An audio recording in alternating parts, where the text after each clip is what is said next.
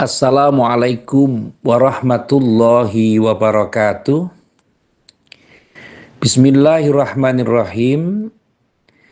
Di bulan Maulid ini tentu saja kita dihadapkan pada momentum yang sangat bersejarah, yang tentu saja tidak bisa kita lupakan begitu saja, dan momentum ini perlu kita lestarikan.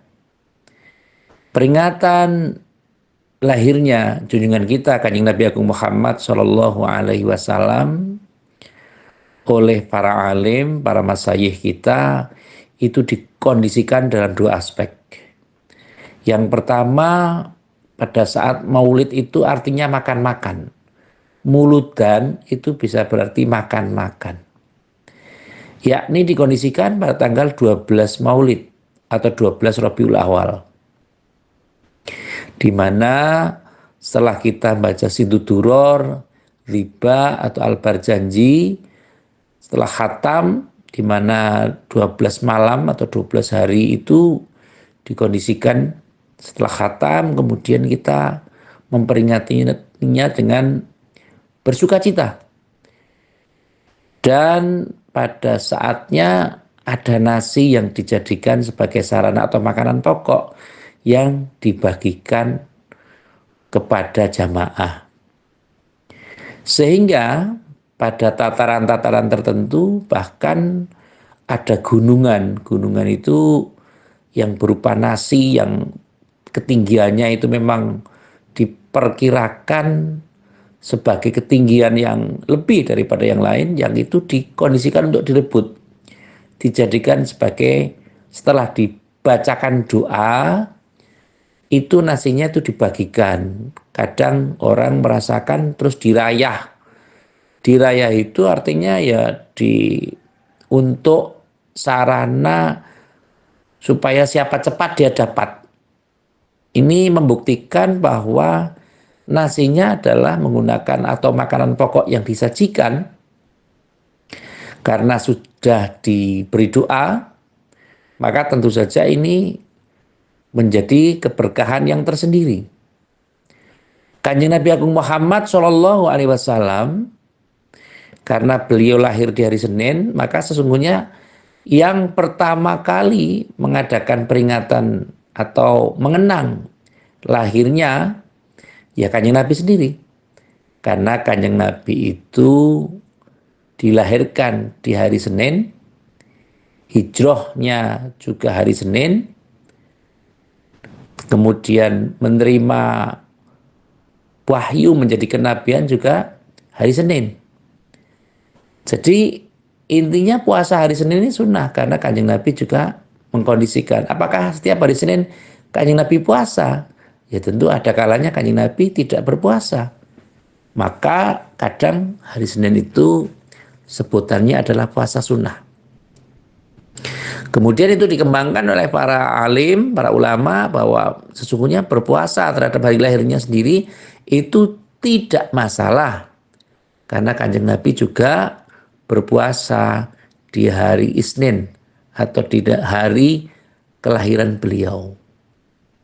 Nah tentu saja ini menjadi satu kondisi.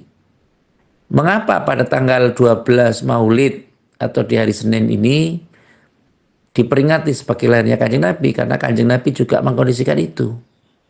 Berpuasa di hari Senin itu merupakan wujud dari atas keprihatinan atau atas kondisi untuk bertakarub kepada Allah.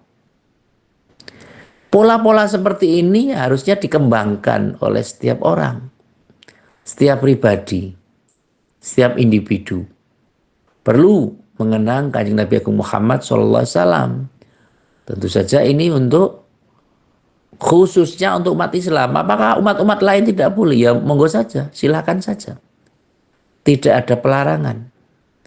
Hanya kalau umat Islam karena sudah direkomendasikan sebagai umat Islam, umatnya Kanjeng Nabi Agung Muhammad SAW, ya tentu wajib hukumnya meneladani beliau, meneladani Kanjeng Nabi Agung Muhammad SAW. Sebab awalnya adalah bahwa dulu para sahabat ini ketika ingin mendapatkan makanan-makanan yang berkah, maka kadang di hari kelahiran beliau, di hari Senin, itu teman-teman atau sahabat-sahabat beliau itu banyak yang membawa makanan. Baik itu makanan besar maupun makanan kecil. Di sana disajikan dan menunggu Kanjeng Nabi ngendika Bismillahirrahmanirrahim. Allahumma barik lana fima razaqtana wa qina adzabannar. Artinya bahwa mengkondisikan makanan itu menjadi supaya bisa menjadi makanan yang barokah, maka makanan harus ada doanya dulu. Maka saya juga menyarankan kepada orang-orang yang sering kenduren, sering tahlilan, atau sering mengkondisikan makanan tertentu, ya makanannya dikeluarkan dulu. Makanan dikeluarkan dulu, kemudian ketika al berjanji atau bagaimana, makanan dikeluarkan dulu supaya apa? Supaya mendapatkan doa. Supaya mendapatkan doa sehingga makanan itu menjadi makanan yang barokah. Nah kalau kita berdoa dulu tapi makanannya belum ada, lah mau didoa ini apa? Tentu saja ini menjadi pertimbangan. Supaya apa? Supaya nasinya itu barokah. Mempunyai keberkahan.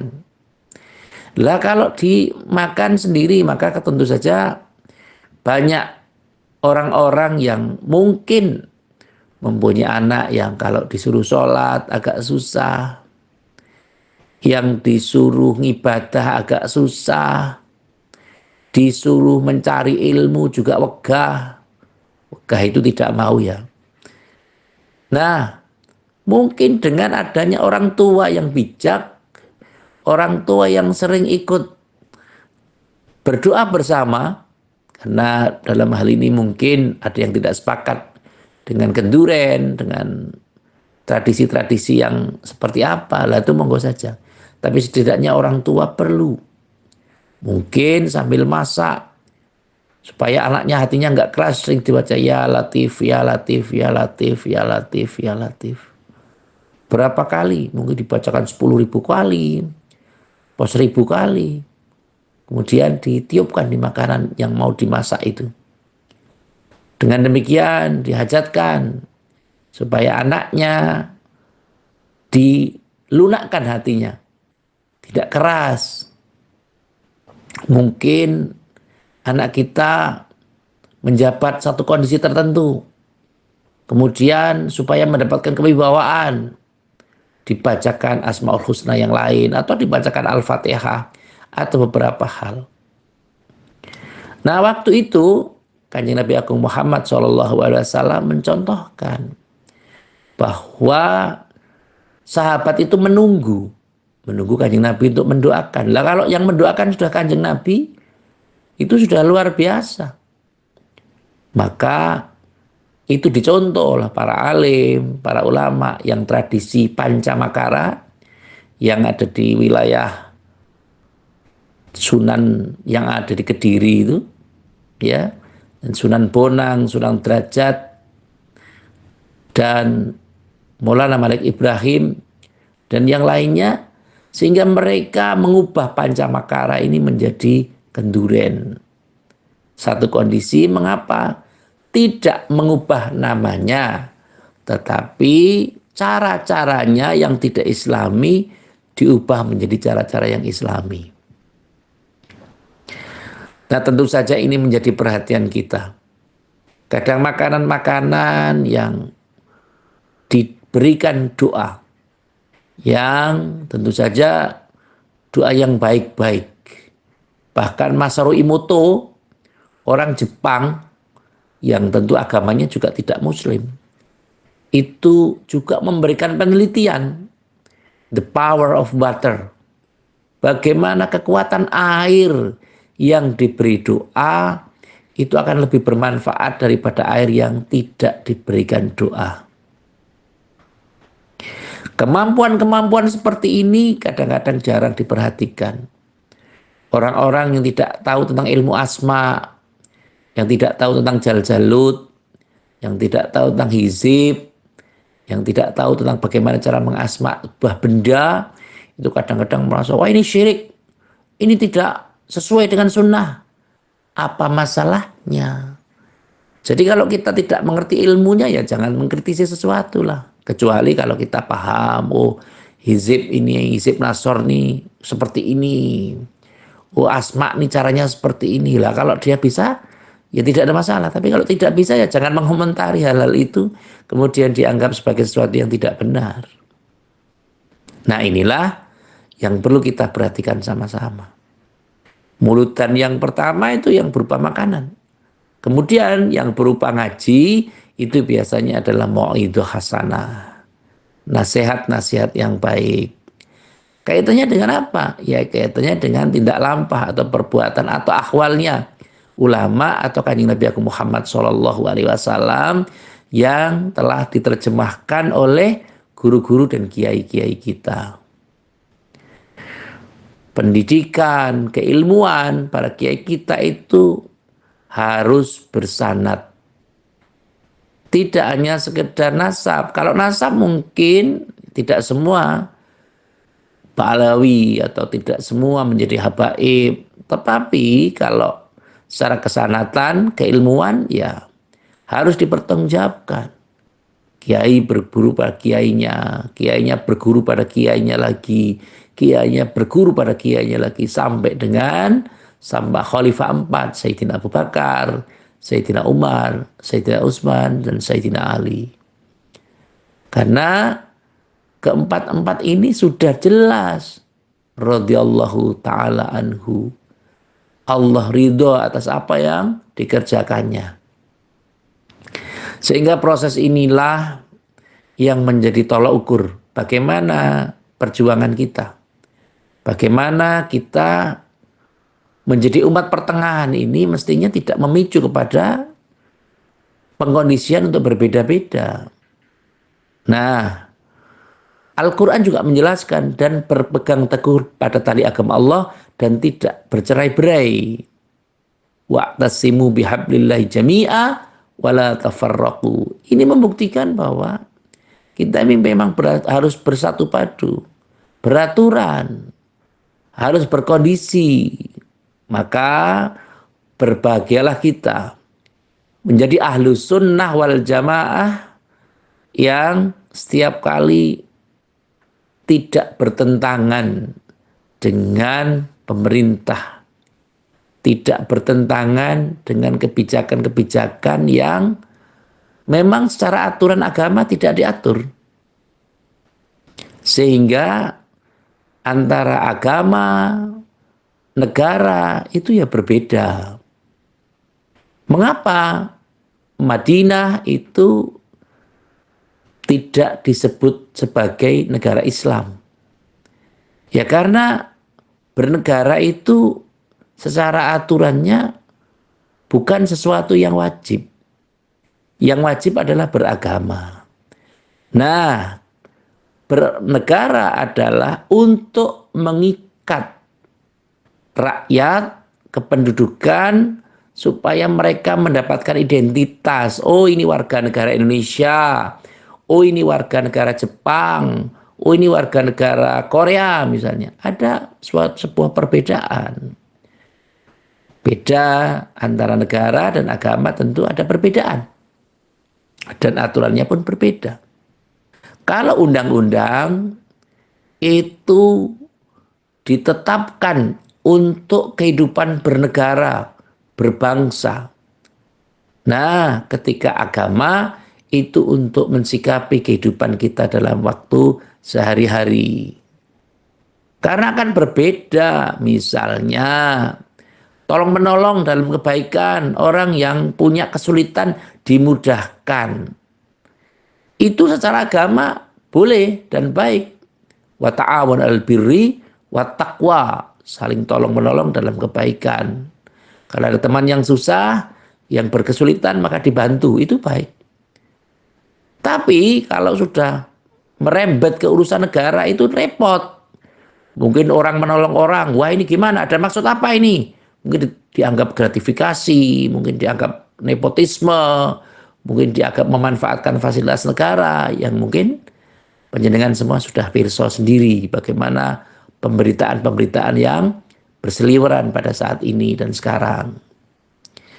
Maka tentu saja mari dengan kondisi ini beragamalah yang baik.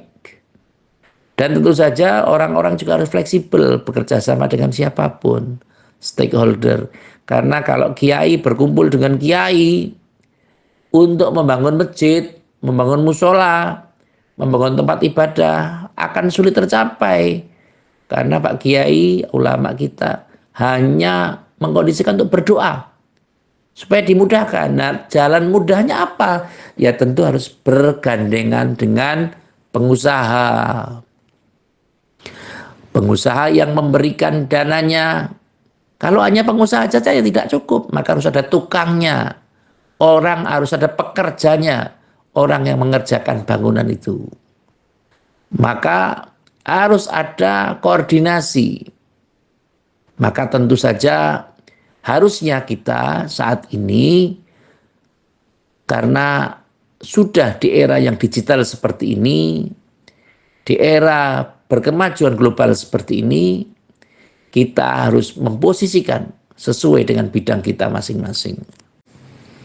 Saya teringat dengan filosofi Jawa yang sesungguhnya sangat menyentuh dan bila itu dikembangkan menjadi khasanah budaya keilmuan itu akan lebih baik. Yang pertama, yen sakti ojo mateni. Kalau kita sakti, jangan membunuh. Sakti itu artinya, ya kalau mungkin sekarang bisa ada surat sakti, bisa ada sesuatu yang lain. Ya. Kadang efeknya bisa menang tanpa ngasorake. Kita bisa menang, tapi tanpa harus mengalahkan siapapun. Ngeluruk tanpa bolo, kita ini menggerutuk sesuatu, tapi sendirian. Tetapi ada batasannya. Yen sakti ojo mateni. Kalau kamu sakti jangan membunuh. Baik itu membunuh karir, baik itu membunuh karakter orang, apalagi membunuh secara fisik. Itu orang tua atau orang Jawa dahulu sampai dengan saat ini tidak boleh melakukannya. Yen sakti ojo mateni. Yen banter ojo disii. Yang kedua ini kalau kamu cepat jalannya, tapi jangan mendahului. Artinya menggunakan kalimat mat sinamadan, doyo dinayan. Mat sinamadan itu bisa menghormati yang lain. Dan apabila kita agak sedikit melampaui batas, maka kita harus cepat-cepat muhasabah, cepat-cepat introspeksi. Kalau ada orang yang larinya atau jalannya kurang cepat, ya harus kita bantu. Supaya apa? Kita tidak mendahului mereka. Nah, ketika kita sudah mengkondisikan yen banter ojo disii, maka yang ketiga tentu saja yen pinter ojo minteri. Kalau kita pandai, ya jangan ngakali orang. Jangan menggunakan kepintaran kita untuk popularitas kita sendiri, untuk mengembangkan kita sendiri. Sementara yang lain itu disingkirkan. Istilah orang kita, pengembangannya menjadi wong kuwi ojo adigang, adigung, adiguno. Orang jangan menggunakan kekuasaannya untuk melakukan sesuatu. Meskipun dia berkuasa, tapi tidak boleh menggunakan kekuasaannya. Meskipun pintar, ya tidak boleh memprovokasi dengan ilmunya. Kalau mereka punya kekuatan, ya jangan dengan kekuatannya lah. Karena apa? Bisa sopo siro, sopo engsun. Emangnya siapa lu dalam bahasa sekarang barangkali. Nah, itulah yang perlu kita perhatikan sama-sama. Apalagi saat ini dunia digital kita itu sudah sangat kejam. memposisikan sesuatu, kalau salah ya dikritik habis-habisan, kalau senang ya dipuji habis-habisan, kalau tidak sepakat ya ditinggalkan. Inilah yang tentu saja kita harus mengubah algoritma seperti itu menjadi sesuatu yang sesuai dengan harapan. Harapannya siapa? Ya harapan yang ditunjukkan oleh agama kita. Orang Muslim harus menjadi contoh. Karena di sini orang Muslim adalah terbanyak. Mestinya mereka harus bisa mengkondisikan sesuatu. Mawas diri itu penting. Tidak merasa benar. Nah, kembali orang Jawa itu banyak filosofi. Bisa rumangsa, aja rumangsa bisa. Kita harus merasa. Bisa merasa, merasakan, ternyata orang-orang yang kelaparan itu ya, kalau tidak makan ya lapar betul.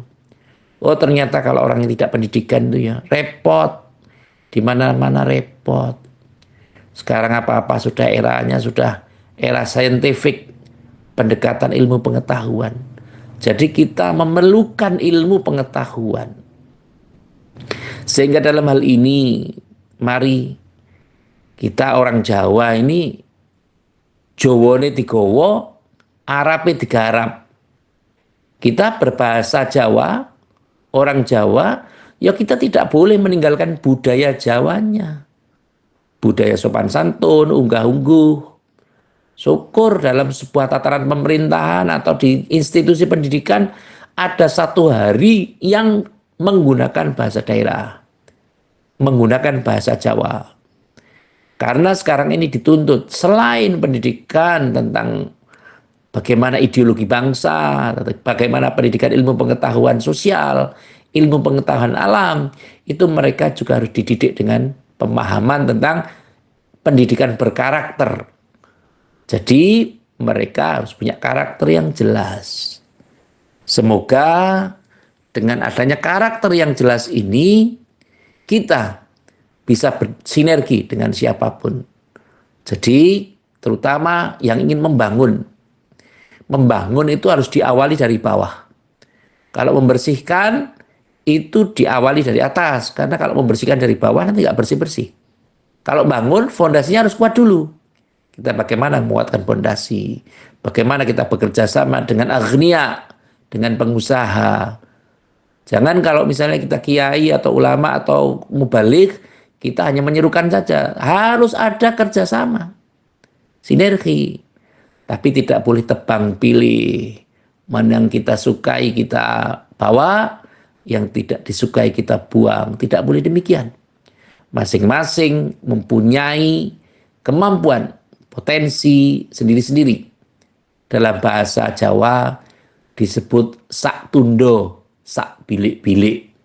Masing-masing mempunyai derajat pangkat sendiri, mempunyai proporsi sendiri, mempunyai kepangkatan sendiri yang tentu saja tidak bisa dibanding-bandingkan dengan orang lain. Semoga yang sedikit ini bisa menjadikan inspirasi kepada kita bahwa tentu saja kita juga harus peduli terhadap lingkungan kita.